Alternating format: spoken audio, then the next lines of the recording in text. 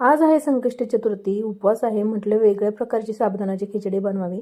त्याच्यासाठी इथे मी रात्रीच साबुदाणा भिजत घातलेला होता. पहा सकाळी छान असा साबुदाणा भिजलेला आहे.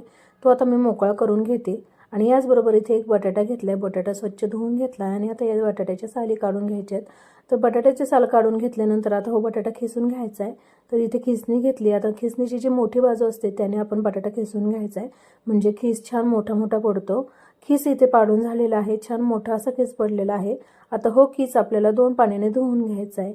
इथे आता खिस धुतल्यानंतर आता या खिसमध्ये पाणी मी बाजूला काढून घेते आणि मस्त पांढरा शुभ्र असा हो खिस बनलेला आहे.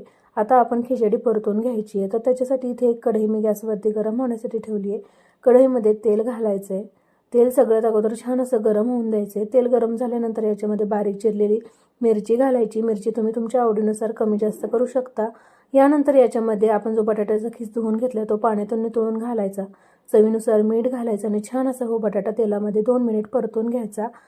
बटाटा तेलामध्ये परतल्यानंतर कढईवरती थोडा वेळ झाकण ठेवायचं. अगदी 2च मिनिटांनी मी कढईवरचं झाकण काढलंय. बटाटा लगेचच शिजलेला आहे. आता आपण याच्यामध्ये जो साबुदाणा मोकळा करून घेतलेला होता तो घालून घ्यायचा आहे. यानंतर 1 वाटी शेंगदाण्याचा कूट घालायचा आहे. चवीनुसार मीठ घालूयात आणि आता ही खिचडी छान अशी परतून घ्यायची आहे.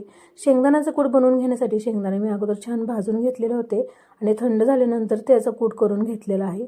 खिचडी अगदी 10 ते 15 मिनिट मंद आचेवरती छान अशी परतून घ्यायची. मस्त अशी परतली जाते. पहा अगदी मोकळी सुटसुटीत अशी खिचडी बनलेली आहे. तुम्ही कशाबरोबर सुद्धा खाऊ शकता. तुम्ही खिचडी कशा प्रकारे बनवता हे कमेंट करून नक्की कळवा. रेसिपी थोडी जरी आवडली तरी व्हिडिओला लाईक, शेअर आणि सबस्क्राईब नक्की करा. धन्यवाद.